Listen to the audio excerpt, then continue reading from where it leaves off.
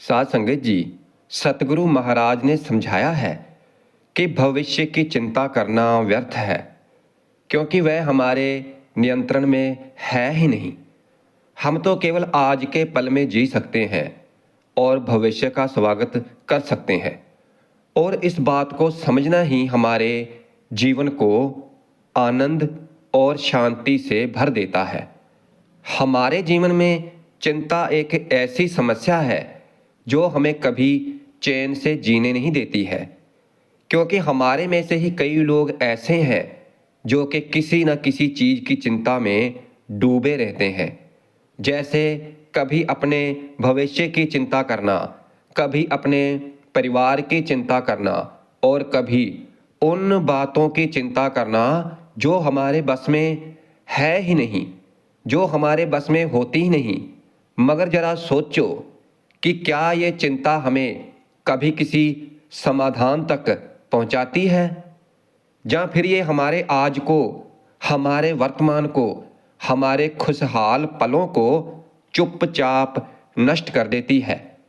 चिंता उस भविष्य के बारे में होती है जो कि अभी तक आया ही नहीं है, और हम बार बार उसी विषय के बारे में सोचते हैं जिसे हम अभी बदल नहीं सकते।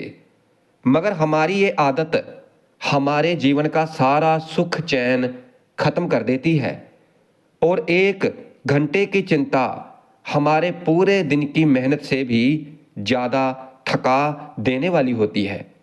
जीवन में आने वाली हर समस्या का हल निकालने के लिए विचार करना बहुत ज़रूरी है, लेकिन जब कहीं विचार चिंता बनकर हमारे दिमाग को जकड़ लेते हैं तो ये एक मानसिक बीमारी का रूप ले लेती है। हमारे जीवन में अक्सर ऐसा होता है कि हम आने वाले कल की चिंता में खो जाते हैं। हम यही सोचते रहते हैं कि कैसे हमारी आने वाली पीढ़ियां सुरक्षित रहेंगी और कैसे हमारे परिवार का भविष्य बेहतर होगा। ये स्वाभाविक है, मगर क्या आपने कभी सोचा है कि इस चिंता से हमें क्या मिलता है? तो आइए हम आपको इसे एक कहानी के द्वारा समझाने की कोशिश करते हैं। एक बार की बात है कि एक राज्य में एक बहुत ही धन्यवान सेठ रहता था।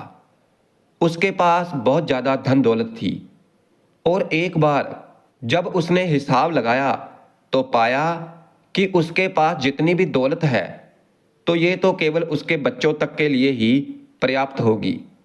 और फिर वो सोच में पड़ गया कि उसके बच्चों के बच्चे और उसके बाद आने वाली पीढ़ियों के लिए धन की व्यवस्था कैसे होगी। धन के अभाव में तो उनका जीवन बहुत मुश्किल हो जाएगा। और फिर इसी बातों में सोच सोच कर वो बहुत चिंतित रहने लगा, और जब वह ज़्यादा चिंता में डूबा रहने लगा तो उनको किसी ने बताया कि यहाँ से कुछ कोस पर एक संत सतगुरु जी महाराज पधारे हैं, जो कि वो पूर्ण संत सतगुरु हैं। आप उनकी शरण में जाओ, क्योंकि वो आपकी चिंता का समाधान जरूर कर देंगे। और फिर वो सेठ उन सतगुरु जी के पास जाता है और उनसे कहता है कि हे संत सतगुरु जी महाराज, मैं चाहता हूँ कि मेरे पास इतना धन हो कि मेरे बच्चे और उनके बाद उनके बच्चे और फिर उनके बच्चे, इसी तरह कई पीढ़ियाँ अगर मेरे धन का उपयोग करती रहें तो भी मेरा धन समाप्त ना हो। और फिर उस व्यक्ति की ये बात सुनकर सतगुरु जी मुस्कुराए और बोले कि बिल्कुल ऐसा ही होगा जैसा तुम चाहते हो, मगर इससे पहले तुम इस नगर में बाहर वाली झोपड़ी में रहने वाले परिवार को एक दिन की खाने की सामग्री देकर आओ। और फिर ये सुनकर वो बहुत खुश हुआ, और फिर जल्दी से एक दिन की सामग्री से भरा हुआ थैला लेकर नगर के बाहर वाली कुटिया में पहुंच गया, जहां एक बहुत ही गरीब परिवार रहता था। और फिर वो जैसे ही कुटिया के अंदर गया तो उसने देखा कि कुटिया के अंदर एक बूढ़ी सास और उसकी जवान बहू है और बूढ़ी औरत बैठकर ध्यान कर रही थी, भक्ति कर रही थी, और उसकी बहू रसोई में खाना बना रही थी। और फिर सेठ ने बहू की तरफ देखकर खाने की सामग्री का थैला आगे बढ़ाते हुए कहा कि मैं इस नगर का अमीर सेठ हूं और तुम्हारे प्रवाह के लिए एक दिन की सामग्री लेकर आया हूं, तो इसे रख लो। और फिर ये सुनकर बहू ने मना करते हुए कहा कि हमारे पास आज के खाने की व्यवस्था है। फिर सेठ ने कहा कि इससे कल के खाने की व्यवस्था हो जाएगी। उस औरत ने कहा कि माफ करना, क्योंकि हम अगले दिन के लिए भी इकट्ठा करके नहीं रखते, हम रोज खाने की व्यवस्था रोज ही करते हैं। और फिर ये सुनने के बाद उस सेठ ने सोचा कि एक ये लोग हैं जो अपने कल के लिए भी कुछ इकट्ठा नहीं करते हैं, और एक मैं हूं कि जो आने वाली कई पीढ़ियों के लिए धन इकट्ठा करने के बारे में सोच सोचकर चिंता में पड़ा हुआ हूं। और फिर उस सेठ को समझ में आ गया कि आखिर उन संत सतगुरु ने मुझे इस नगर के बाहर वाली कुटिया में क्यों भेजा था।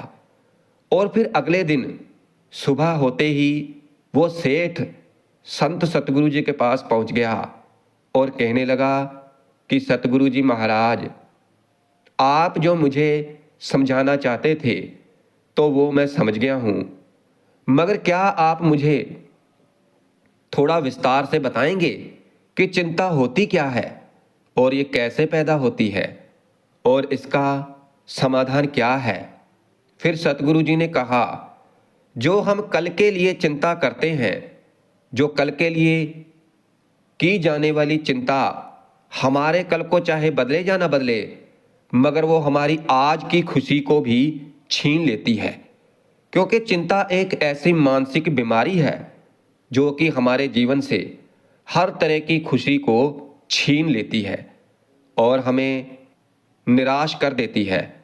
असल में चिंता का कोई वास्तविक अस्तित्व है ही नहीं। चिंता एक ऐसा भाव है, ऐसा विचार है जो आने वाले भविष्य के डर से होता है, और जिन चीज़ों के ऊपर हमारा कोई नियंत्रण है ही नहीं, जिनके लिए हम कुछ भी नहीं कर सकते, तो उन चीज़ों के बारे में बार बार सोचना ही तो चिंता है। सतगुरु जी ने सेठ को समझाते हुए कहा कि जरा एक बार गहराई से सोचकर देखो कि जिन चीज़ों में तुम्हारा बिल्कुल भी नियंत्रण नहीं है, जो तुम्हारे बस में है ही नहीं, और जिन्हें तुम चाहकर भी नहीं बदल सकते, और अगर उन चीज़ों के बारे में तुम पूरा दिन ना ही सोचो तो क्या बिगड़ जाएगा। फिर सेठ ने कहा कि सतगुरु जी महाराज, क्या आपके कहने का अर्थ ये है कि हम किसी भी चीज़ घटना के बारे में सोचना ही छोड़ दें। फिर सतगुरु जी बोले कि हमारे जीवन में जो भी समस्या आती है या फिर आने वाली होती है, तो उसके बारे में विचार करके उसका समाधान निकालना, ये तो हमारी बुद्धि का धर्म है। मगर उसी समस्या के बारे में लगातार सोचते रहना, तो ये एक मानसिक बीमारी है। जब हमारा दिमाग किसी एक घटना, किसी एक विचार में अटक कर रह जाता है और उसी एक चीज और घटना के बारे में सारा दिन ही सोचता रहता है और उसी चीज में उलझ कर रह जाता है, तो ऐसा विचार हमारे जीवन से हमारी खुशी, हमारा सारा चैन, हमारा सारा आनंद और हमारा सारा सुख छीन लेता है और हमें दुखी कर देता है और हम दुखी हो जाते हैं। चिंता करने का सही अर्थ है जो हमारे जीवन में हुआ ही नहीं है और उसके बारे में बेमतलब ही सोचते रहना।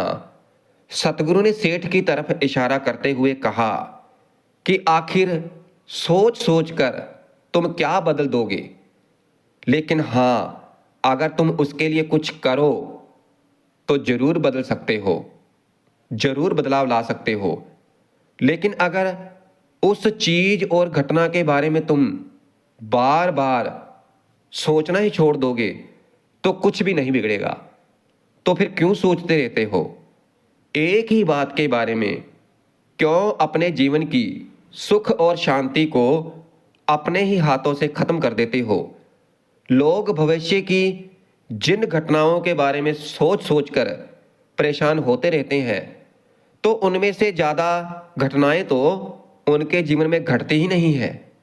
क्योंकि भाई, व्यर्थ की चिंता करने से तुम्हारे आने वाली समस्याओं का समाधान होने वाला नहीं है, मगर तुम्हारा आज का सुख चैन जरूर चला जाएगा। इसलिए तुम एक बात का अनुभव जरूर करना कि चिंता से भरा हुआ 1 घंटा पूरे दिन की गई मेहनत से भी ज्यादा थका देता है। असल में जब कोई अपनी घटना वास्तविक जीवन में घट भी जाती है तो वह हमें उतना दुख नहीं देती जितना हमें उसके बारे में सोच सोच कर खुद को दुख होता है। हम खुद को दुखी कर लेते हैं। फिर उस सेठ ने सतगुरु जी से पूछा कि सतगुरु जी, तो आपके अनुसार जीने का सही तरीका क्या है? फिर सतगुरु जी बोले कि बीते हुए दिन का दूसरा नाम है पश्चाताप और उदासी, और भविष्य का दूसरा नाम है संघर्ष। अगर आज हमारे मन में कोई इच्छा है और वो पूरी नहीं होती तो मन भविष्य की योजनाएं बनाने लग जाता है। भविष्य में सभी इच्छाएं पूरी होंगी ऐसा सोचने लगता है। लेकिन जीवन ना तो भविष्य में है और ना ही अतीत में है। जीवन तो इस पल का नाम है। अगर इस पल का अनुभव ही जीवन का अनुभव है और हम ये सब जानते हुए भी अनजान बने रहते हैं, जहाँ तो हम बीते हुए समय की यादों में खोए रहते हैं, जहाँ फिर आने वाले समय की योजनाएं बनाते रहते हैं, और इन्हीं में हमारा सारा जीवन बीत जाता है। और अगर एक सच्चाई को हम अच्छी तरह से समझ लें कि ना तो हम बीते हुए कल को बदल सकते हैं और ना ही हम आने वाले भविष्य को पहले देख सकते हैं। हम तो केवल पूरे धैर्य और साहस के साथ केवल भविष्य का स्वागत कर सकते हैं, उसे स्वीकार सकते हैं। तो क्या हमारा ऐसा करने से हमारे जीवन का हर एक पल जीवन से नहीं भर जाएगा? फिर सेठ ने कहा कि सतगुरु जी, बात तो आप ठीक कह रहे हैं, मगर चाहे कितनी भी कोशिश कर लो पर चिंता तो होती ही है, और ज्यादा नहीं तो घर परिवार की चिंता तो रहती ही है। फिर सतगुरु ने कहा कि चिंता होना तो स्वाभाविक है, मगर उस चिंता को चिंतन में बदलना हमारा काम है। चलो मैं तुम्हें एक बात स्मरण कराता हूं, और जो तुम पहले से ही जानते हो। तुम्हारे आने से पहले भी ये संसार था, ये सारा समाज था, ये परिवार था, और जब तुम इस दुनिया से चले जाओगे तब भी ये सब कुछ रहेगा। तुम्हारे आने और जाने से इनमें कुछ भी ज्यादा बदलाव नहीं आया। वैसे भी तुम्हारे आने के पूर्व और जाने के समय तुम्हारे हाथ में है ही नहीं, और हाथ में तो केवल और केवल वो समा जिसे तुम अभी जी रहे हो, वो समा जिसमें मैं तुमसे अभी बात कर रहा हूं, बस यही तुम्हारे हाथ में है। हर बार तुम्हारे हाथ में बस इतना सा ही छोटा सा ही एक पल आता है और फिर वो हमेशा के लिए गायब हो जाता है। तुम इस पल का क्या करोगे? चिंता करके इसे बर्बाद करोगे। इसलिए मैं तो यही कहूंगा कि हर इंसान को व्यर्थ की चिंता छोड़कर परमात्मा का चिंतन करना चाहिए, और इस बात का कैसे इस समय का अधिक से अधिक उपयोग किया जा सकता है, कैसे अधिक से अधिक महान कार्य हम कर सकते हैं, और कैसे हम सबको खुशी दे सकते हैं, आनंद दे सकते हैं। इसलिए ध्यान रखना कि चिंता इंसान को उसकी चिता तक ले जाती है, और चिंतन उसके मन को कुंदन मजबूत बना देता है। सेठ ने कहा कि सतगुरु जी, मैं आपकी बात समझ गया हूं कि हमें जीवन को ज़्यादा गंभीरता से ना लेकर इसे पूरी ऊर्जा और आनंद के साथ वर्तमान में जीने की कोशिश करनी चाहिए। सेठ ने फिर प्रश्न किया कि मगर सतगुरु जी, अगर कोई इंसान चिंता से घिर चुका है तो वो इससे बाहर कैसे आ सकता है? सतगुरु ने कहा कि क्या तुम कभी बड़ी सुरंग से बाहर निकले हो? अंदर कितना भयानक अंधकार होता है।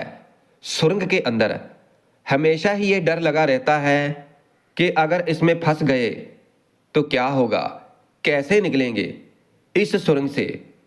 और अगर ध्यान से देखें तो सुरंग चाहे कितनी ही बड़ी क्यों ना हो, पर सुरंग के दूसरे किनारे पर हमेशा प्रकाश ही होता है और उस प्रकाश तक केवल वही पहुंच पाता है जो उस पूरी सुरंग को पार करके सुरंग के दूसरे द्वार तक पहुंच जाता है।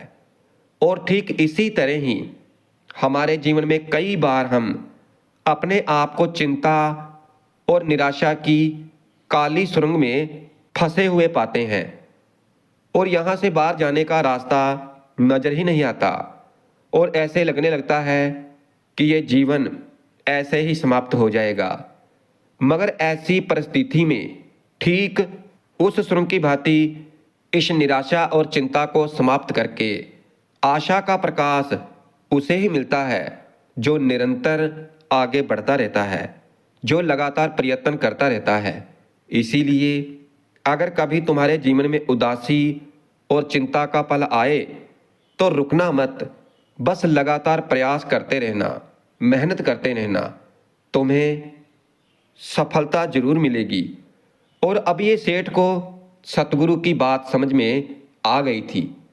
फिर उसने सतगुरु का धन्यवाद किया और वहां से चला गया। तो साथ संगत जी, इस कहानी से हमें ये महत्वपूर्ण सीख मिलती है कि जीवन में जब भी निराशा या चिंता का पल आए तो रुकना नहीं चाहिए। हमें इस अंधेरे की सुरंग के दूसरे किनारे पर मौजूद प्रकाश तक पहुंचने के लिए लगातार प्रयास करते रहना चाहिए, मेहनत करते रहना चाहिए। जीवन का असली आनंद और शांति वर्तमान पल में ही है। बीते हुए कल का पश्चाताप और आने वाले भविष्य की चिंता हमें जीवन के सबसे महत्वपूर्ण पल वर्तमान से दूर कर देती है। इसलिए वर्तमान को पूरी तरह से जीना चाहिए, क्योंकि चिंता हमारे मन की केवल कल्पना मात्र है जो भविष्य की अनिश्चितताओं से उत्पन्न होती है और ये हमारी वर्तमान की शांति और खुशी को हमसे छीन लेती है। जबकि भविष्य पर हमारा कोई नियंत्रण होता ही नहीं है। समस्या पर विचार करना आवश्यक है, मगर समस्याओं के बारे में लगातार सोचते रहना और उन्हें लेकर चिंता करते रहना तो ये व्यर्थ है। हमें अपनी चिंताओं को रचनात्मक चिंतन में बदलकर समाधान की दिशा में कदम उठाने चाहिए।